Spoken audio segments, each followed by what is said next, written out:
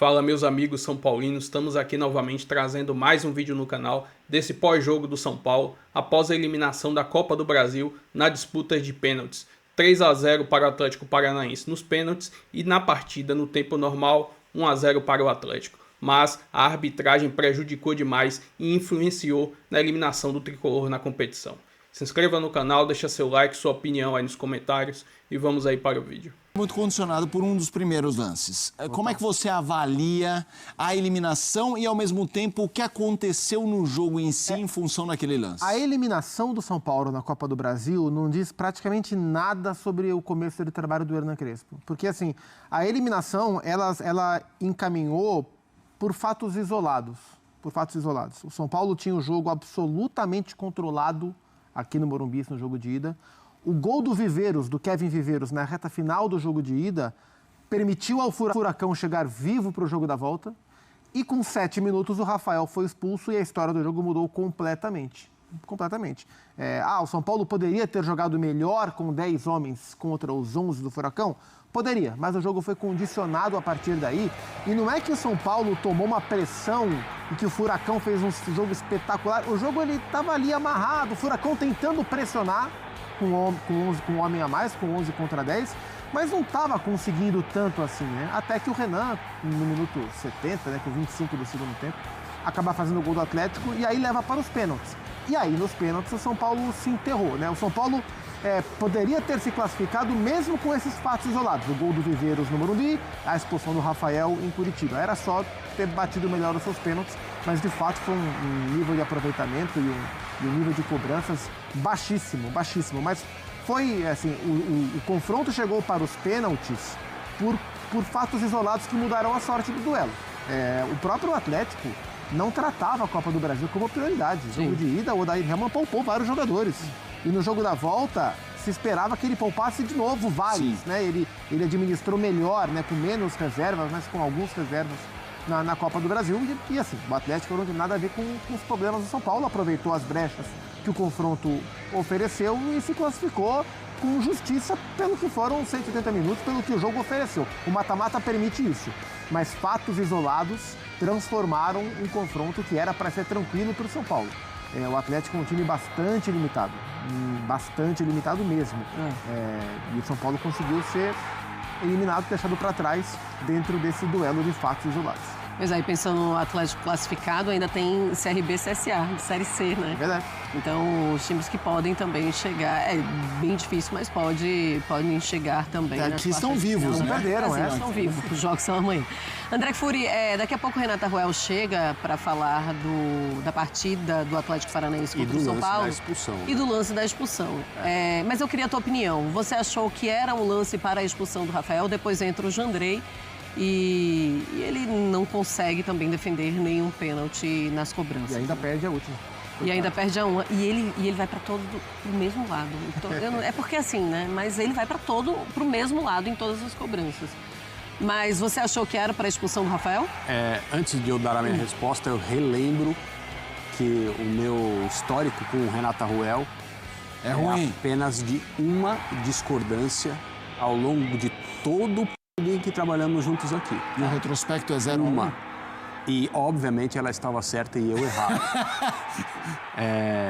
Eu até outro dia me lembrei de qual lance eu discordei dela, mas agora eu não... Não foi de uma expulsão de goleiro? Não, foi um lance de cartão vermelho, alguma coisa assim. Foi um lance polêmico, lance ajustado, como se diz na arbitragem. Tá. Eu concordo com a expulsão do goleiro de São Paulo. Eu achei que foi lance para expulsão. Zupa. Eu concordo por um ângulo. Eu acho que essa foi a pegadinha do lance. Velocidade normal do lance, eu falei, não foi nada. Aí começou a passar o replay, eu falei, opa, primeiro ângulo não pegou. Segundo ângulo não pegou. Até que mostra o ângulo de trás. E no ângulo de trás mostra o Rafael sutilmente encostando, assim, a canela do Rafael sutilmente toca o pé do Kevin Viveiros. Mas ele estava em alta velocidade, então o sutil é capaz perfeitamente de desequilibrá-lo. Um ângulo mostrou o toque, e mostrou claramente o toque. Então, por causa desse ângulo... mas olhamos dois ângulos primeiro, achando que, parecia que lá não na tinha redação. tocado. Como o Viveiros só cai bem depois, né? fica uma impressão que talvez... E ele voa. Houve um toque sutil e para mim... Ele vem... Mas ele quer depois, mas é o catacavaco legítimo, né? Exatamente. Mas essa câmera eu não vi. Gostaria de ver, Gustavo Você viu. Zupac. Gostaria de ver essa câmera. Vou te mostrar. Eu tenho uma tela com os números dessa partida e eu já chamo a Renato Real. Deixa eu colocar aí para os fãs de esportes, para eles analisarem também Atlético Paranaense e São Paulo. Vamos lá, posse de bola, 69-31, finalizações 17-4, isso tudo para o Atlético, tá? A posse naturalíssima, né? Sim, depois de uma expulsão. Fala, André. Não, é isso mesmo. Finalizações no alvo 3-2, grandes chances 3-1 e ações na área rival 23-7. Bom, um Atlético Paranaense com números bem melhores do que o São Paulo desde o comecinho do primeiro tempo com o São Paulo jogador teve dificuldade para se encontrar com 10. O jogo virou um jogo de ataque contra a defesa praticamente no 10 contra 11. Mesmo que o Furacão não tenha tido um volume de chances claras, aquela atuação espetacular, aquele abafa, mas foi um Furacão que se viu obrigado a mandar no jogo porque perdia o confronto, porque tinha um homem a mais e do meio para frente do segundo tempo conseguiu o seu gol que levou para os pênaltis e aí ele bateu bem melhor e se classificou. Pois é. Renata Ruel, chega aqui ao Sport Center, então vamos ver com a Renata sobre as polêmicas da rodada da Copa do Brasil, desses jogos da Copa do Brasil. Fala, Rê, tudo bem? Boa noite. Boa noite, Má, Felipe, Zupan, fã de esporte. Algumas polêmicas, acho que principais, no jogo do Atlético e São Paulo mesmo, né, Má? Eu acho que o lance principal é uma expulsão, que ocorre ali o lance com 3 minutos de jogo. Você já tem um cartão amarelo com 1 minuto de jogo. Então, primeiro cartão amarelo com 1 minuto de jogo. Como você estava mostrando as telas aí com os números, eu vou começar até falando dos números. Foram 39 faltas no jogo, 6 cartões amarelos e 1 vermelho. Quando você fala de 39 faltas, é muito difícil você falar que o jogo rolou. Não teve jogo. Essa é a grande questão, Felipe. Eu acho que esse é um ponto que a gente tem que falar. A gente tinha medo até disso do Daronco no Palmeiras, né? Todo mundo, Daronco vai apitar Palmeiras e Corinthians e não vai ter jogo. Eu acho que aonde não teve jogo até agora foi justamente no Atlético e São Paulo, com 39 faltas, e o jogo parando demais, e o jogo não fluía em momento algum. Você tinha questão de falta de critérios, muitas vezes num cartão.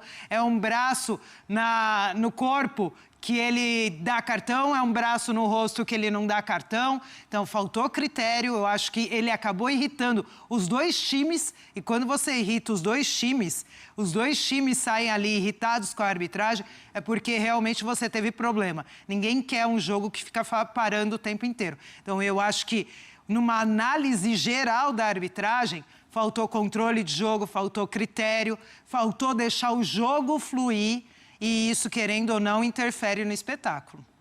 Ô, Rê, e sobre o Rafael, sobre a expulsão do Rafael, ele foi bem expulso? Eu acho que vocês citaram num ponto que é importante. Quando a gente vê, até quando eu falei na redação, quando você fala da expulsão do Rafael, você olha imagens que você fala assim, eu não consigo ver toque. E aí tem uma imagem numa câmera que é por trás que você tem a sensação do toque. Eu falo que eu ainda não tenho a convicção total, mas eu tenho a sensação do toque.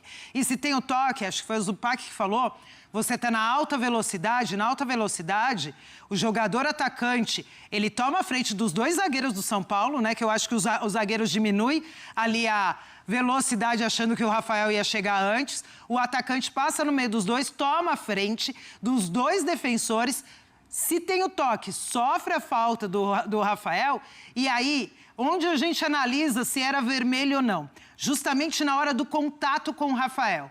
E aí, se você pega esse contato com o Rafael, se ele não sofre o contato, ele tinha o domínio da bola, ele tinha distância curta, ele tinha direção do gol e os 2 defensores do São Paulo já estavam atrás. Se ele passa pelo Rafael, por mais que estava fora da área, ele tinha o gol livre que ele podia chutar dali. E aí isso caracteriza o cartão vermelho por impedir uma oportunidade clara de gol. Uma dúvida só, mais teórica. Assim, se fosse um lance de pênalti, seria amarelo por ser pênalti? Aquela coisa da punição. A dupla punição. Exato. No caso de pênalti, seria amarelo.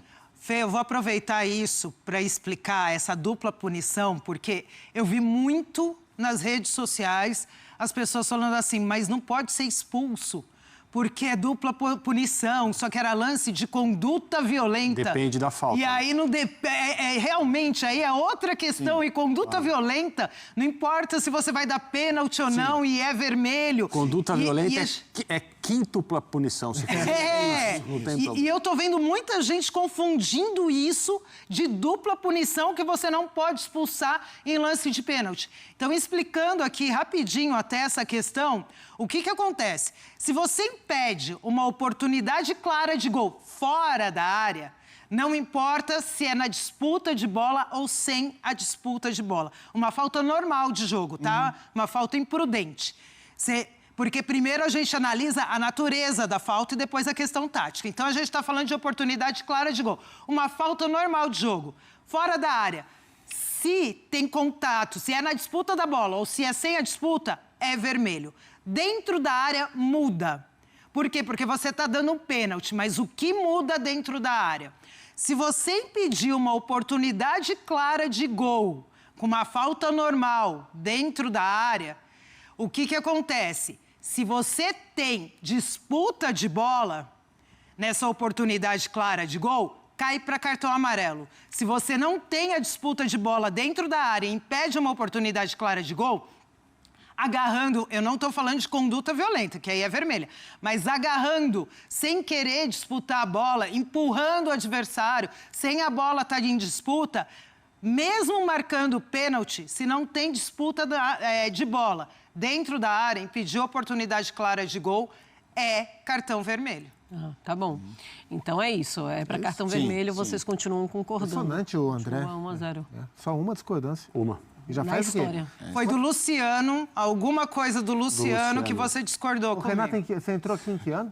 Mas Em 2019. Pô, já são 6 anos. Mas aí, imediatamente, depois que a Renata entrou no ar, dando a opinião dela, eu retirei o que eu tinha falado. É isso.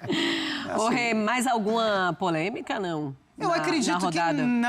que você até tem, na hora que a gente olha ali, um Red Bull Bragantino contra o Botafogo, que não interfere no resultado, mas a primeira expulsão do jogador do Bragantino é uma expulsão que, para mim, não é justa por segundo amarelo.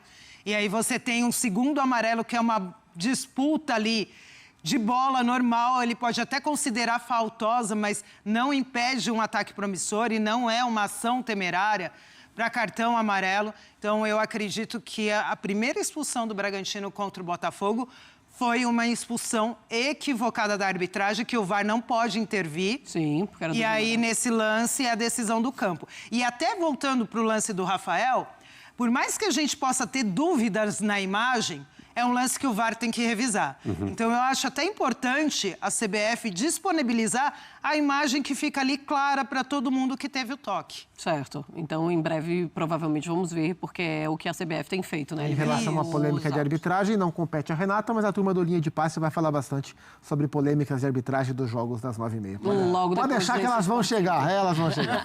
Elas vão chegar. Ô, Rê, um beijo, viu? Muito obrigada pela sua participação por aqui. Ainda tem bastante...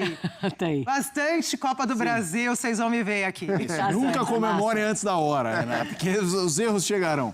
Beijo, Rê. Beijo. Vamos ouvir o técnico do São Paulo, Hernan Crespo. Mas queria ouvir de você a sua opinião, o quanto você acha que a arbitragem do jogo de hoje condicionou a queda do São Paulo na Copa do Brasil. Não quero falar da arbitragem, que sinceramente não posso falar se foi falta ou não foi falta. Aconteceu e ponto. Sim, que posso falar que é fácil de analisar, é que com esse cartão vermelho todo mudou. Tudo aquilo que a gente podia pensar, que podia fazer, condicionou o jogo. Depois está vocês com a televisão, se você pode ver. Eu falo com o Rafael, ele fala que não tocou em ninguém. Mas já não é importante. Aqui estamos para tentar analisar o jogo. O jogo não tem análise. A gente não conseguiu jogar. Fernando, boa noite. E claro que condicionando, você tem que partir para alguma improvisação, pensar em algo diferente. E aí eu te pergunto sobre as suas mudanças. As duas primeiras, claramente, porque o jogo estava quente e já tinha amarelo, 2 jogadores importantes, você certamente preferiu fazer a troca. E depois você tira o Ferreira para colocar o Pablo Maia. Queria entender um pouco melhor o que você pensava. Estávamos sofrendo um pouco, eles estavam chegando por as bandas e tinham gente de maneira central, estava passando porque quedava muito aberto com Alisson e com Marcos Antônio. Então era muito grande o campo para cobrir. Então falamos por que não Pablo Maia? E se você vai ver, não aconteceu nada. É um tiro da fora, não sei se tocou en alguien, mas eles sí, con el entusiasmo del público, con todo, eles tiveram posse de bola, mas normal, mas realmente eu não vi grandes paradas do Jandrei.